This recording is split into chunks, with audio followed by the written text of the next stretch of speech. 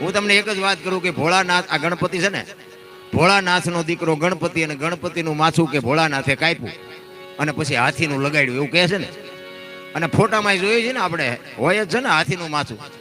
તો હું એમ કહું છું પેલું કાપ્યું ત્યાં જ નહીં પડ્યું હોય, આ હાથીને શું કામ ગુડવો પડ્યો હોય? અને માણાના શરીર ઉપર હાથીનું માથું ફિટ થાય તમને કેમ લાગે? વિચારવા જેવું તો છે કઈ, પણ છે સાચું. હાથીનું કાપ્યું હતું ને એ વાતે સાચી છે, લગાડ્યું તો એ વાતે સાચી છે, પણ આપણી સમજણના ચકડા ઘટે છે એટલે નથી સમજાતું. આની માટે સદગુરુ જોવે. ભજન છે ને એમના સમજાય જ નહીં. એક વાણી કહે છે રામ કિસી કો મારે નહીં એસો પાપી નહીં હે રામ, આપે આપ મર જાત હે કરતે કુડે કામ. રામ કે છે કોઈને મારતો નથી, તો આ વાલીને ને આ રાવણને નાને કોને ગુડી રાખ્યા હતા? મિત્રો, જો આ વિડીયો તમને ગમે છે અને તમે આનંદ માનો છો તો કૃપા કરીને આ વિડીયોને લાઈક કરો અને કોમેન્ટમાં જય શ્રી કૃષ્ણ લખી દો.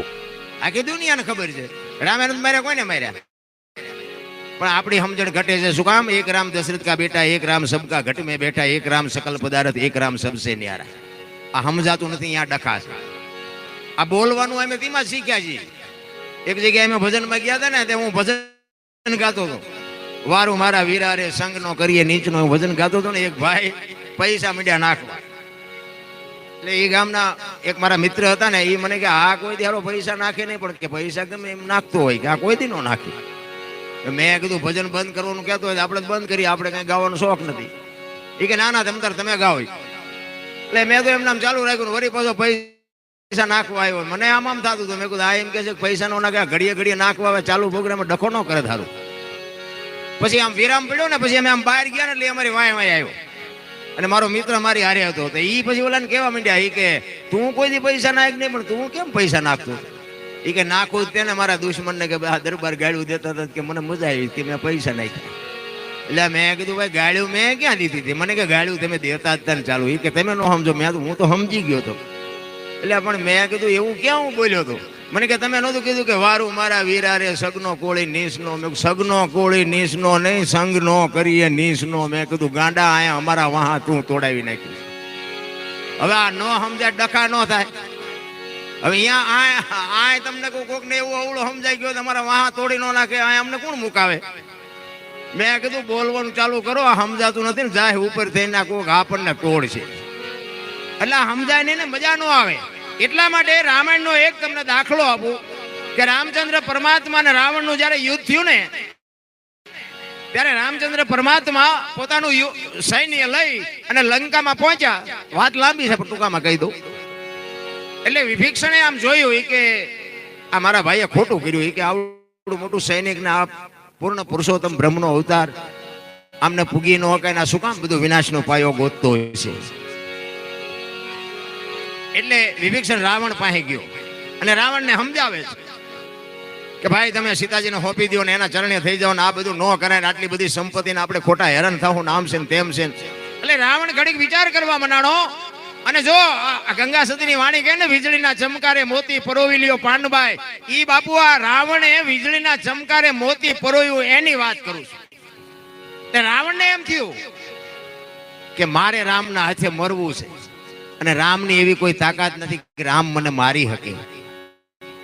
મારી નાભીમાં અમૃત છે ને, આ વિભીક્ષણને એકને ખબર છે. આને જો અત્યારે હું જાકારો આપું ને તો આ રામ પાસે જ જવાનો. યુદ્ધ વખતે બાપુ રામને મને મારવા માટે આ મારો ભય જ કામમાં આવવાનો. આ વીજળીના ચમકારે મોતી પરોવી અને રાવણ વિભીક્ષણને કહે છે કે લંકાનો રાજા હું શું છું? એ કે મોટા ભાઈ તમે તો કે તું અહીંથી વિયો જા, તને મારી નાખું આટલી વાર લાગે, પણ મારું તને મારું એમાં મારી બહાદુરી નથી. ભાગ તું કે આય નહીં. અને વિભીક્ષણ રામ પાસે આવ્યો, રામની પાસે કીધું કે હવે મારા ભાઈ મને જાકારો હોય પણ હું તમારી ભેગો રહેવાનો છું. વિભીક્ષણ રામ ભેગો રહે છે. અને રામ રાવણનું જયારે યુદ્ધ થયું ને, એટલે બાણ ઉપર બાણ રામ ચડાવે છે, રાવણ પડતો નથી. વિભીક્ષણ આમ એક બાજુ ઉભો ઉભો જોવે છે કે રામને ખબર નથી લાગતી આને નાભીમાં બાણ નહીં મારે ત્યાં સુધી આ મરવાનો નહીં. અને રાવણ રિયો વિચાર કરે છે કે કપાતર તું જ કેવા જવાનો. રામ થાય ગયા એટલે વિભીક્ષણને એમ થયું કે રામ નહીં મારી શકે. એટલે વિભીક્ષણ રામના કાનમાં જઈને કહે છે કે એને નાભીમાં અમૃત છે, નાભીમાં બાણ મારો ન કરી નહીં પડે. અને નાભીમાં બાણ માર્યું ને પછી પહાડ પડે ને એમ રાવણ પડ્યો અને વિભીષણ ને રામ બે રાવણની પાસે આવીને ઊભા છે ને છેલ્લી અવસ્થા છેલ્લા શ્વાસ લે છે રાવણ અને મરક મરક મરક દાંત કાઢે છે. રામ વિચાર કરે કે આ મરવાની અણી ઉપર છે અને હજી આ દાંત કાઢે છે. શેના કે તું દાંત કાઢે છે? એ કે કાંઈ દાંત નથી કાઢતો, હું તમારા નથી કાઢતો, પણ મને દાંત ઈ આવે છે કે આ મેં આ તમે મને જે માર્યો ને એ કે તમે કઈ બહુ જબરું મોટું કામ નથી કર્યું, કે આ તો મેં જ પ્રોગ્રામ બનાવ્યો હતો, તમને આ ધક્કો મેં જ કરાવ્યો છે. આ તમે કઈ બહુ તમે એવું માનતા હોય કે મેં રાવણને માર્યો, એવું કાંઈ છે નહીં. આ બધો પ્રોગ્રામ મેં જ ગોઠવ્યો હતો. પણ હું તમને એમ કહું છું કે તમે તો બ્રહ્મ છો ને, તમે તો જગત તમને ઈશ્વર કહે છે ને. મારે તમને બે ત્રણ વાતો પૂછવી છે, એનો મને જવાબ આપો. હું તો હવે ઘડી બે ઘડીનો મહેમાન છું. તો કે પૂછ શું છે? એ કે મારા જેટલી સંપત્તિ તમારી પાસે છે? તો કે ના, તારા જેટલી સંપત્તિ મારી પાસે નથી. તો કે મારા જેટલી ભક્તિ તમારી પાસે ખરી? તો કે ના, ભક્તિ એ નથી. તો કે મારા જેટલી શક્તિ તમારી ખરી? તો કે ના, એટલી શક્તિ એ નથી. ત્યારે રાવણ એમ કે છે, મારા જેટલી ભક્તિ ન હોય, સંપત્તિ ન હોય, શક્તિ ન હોય, તો હું તમને એ પૂછું છું કે મારા ઘરે હું હારું છું, તમે જીતો છો, આનું શું કારણ છે? વિચાર કરજો. રાવણ કે છે આયા મારું ઘર છે, મારી સંપત્તિ છે, મારી શક્તિ છે, મારી ભક્તિ છે, કાંઈ ઘટતું નથી, તોય મારા ઘરે હું મરું છું અને તમે વિજય મેળવીને જવાનું શું કારણ છે? રામને પરસેવો નહીં વળી ગયો હોય? રામ એક અક્ષર નથી બોલી એક. રામ તમારે અયોધ્યામાં ઈ કે બેહવાનું સિંહાસન હોનાનું નહીં હોય, ભાઈડાની દિવાલો હોનાની છે ને, ઈ કે છે આટલી સંપત્તિ? રામ કે વાતે તારી સાચી છે. એ કે શિવ ભોળાનાથની આ દુનિયામાં મેં ભક્તિ કરી એવી કોઈએ કરેલી? એ કે ના, આવી ભક્તિ કોઈ નથી કરી. તો કે મારી શક્તિ નવ ગ્રહ જેને ઢોલીએ બાંધ્યા હોય, પવન પાણી ભરે, વાહ વાસીદું કરે, ગણે ગાયું ચારે, બ્રહ્મા ધોતિયા ધોવે, રવિ રસોઈ બનાવે, અરે એની ક્યાં વાત કરો? યમના દૂતને કોકનો જીવ લેવા જવું હોય ને તો મારી રજા લેવા આવવું પડે. આ શક્તિ છે તમારી પાસે? રામ બાપુ ધ્રુજી ગયા. રામ રાવણને તમે શું માનો છો? એ કે મને ખબર છે આનો જવાબ તમારી પાસે નથી, પણ હું તમને કહું કે આજ મારા ઘરે હું હારું છું, તમે જીતો ને, એનું ફક્ત ને ફક્ત એક જ કારણ છે કે તમારો હગો ભાઈ તમારા પડખે છે અને મારો ભાઈ તમારા પડખે છે. મારો ભાઈ જો ખૂટ્યો ન હોત ને તો આ દુનિયામાં એવી કોઈ તાકાત નથી કે રાવણને કોઈ મારી શકે. રામ એટલે આ તમને એક મારે ભલામણ કે તમે અયોધ્યામાં જાઓ અને અયોધ્યાના રાજા બનો ને, તો મારી એક તમને ભલામણ છે કે જગતમાં એવો પ્રચાર કરજો કે ભાઈઓ ભાઈઓમાં મેળ રાખે. નકર આટલી સંપત્તિ જો ભાઈઓના વિરોધમાં ઉડી જતી હોય, આપણા સાપરા હાજે ન ઉડી જાય? આખી દુનિયામાં બધા મેળ હશે બાબુ, હગા ભાઈઓ હારે મેળ નથી હોતો. આપણે એમ કે સારું ભગવાને નહીં કીધું હોય કોઈને, આ ભલામણ તો રાવણે કરેલી છે. ગામ આખા ધુમાડા બંધે, આપણે એમ તારા ભાઈઓ ચમ નથી કે એને મારે 5 વર્ષ આડી છે, એટલે આના હારે મેળ રાખવાનો હતો, ગામના હારે ક્યાં રાખવાનો હતો? પણ સત્ય બાપુ નથી સમજાતું. તમને અને મને મહાપુરુષો એવું કહે છે કે માણસનો અવતાર મળ્યો છે, કંઈક મોજ કરી લેવાની છે, બાકી સમય સમયનું કામ કરે છે, કોઈ કોઈથી કાંઈ કરતું નથી.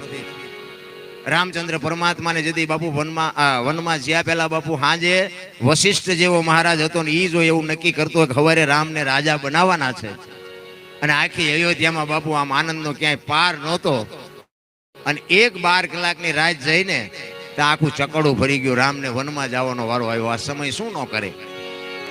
સમયની બલિહારી છે.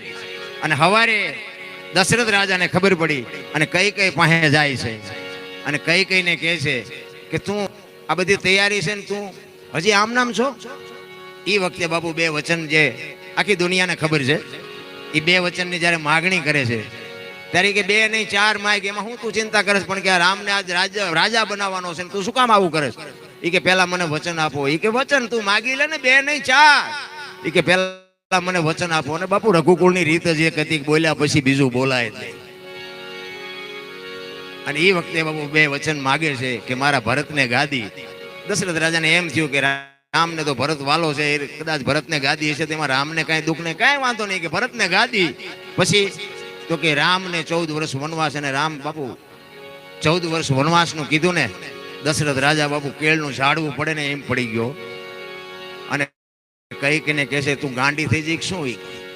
એ કે ના, મેં જે વચન માંગ્યા છે ને એ સત્ય છે. જો દેવા હોય તો હા કયો, ન દેવા હોય તો ના કહી દો. બાપુ, અયોધ્યાનો સમ્રાટ એક પોતાની પત્ની પાસે રગરગતો હતો. કઈ આ શું કામ તું આ કરસ? એટલા માટે સંત વાણીમાં એવું લખે છે, દશરથ રાજા કઈને શું કહે છે?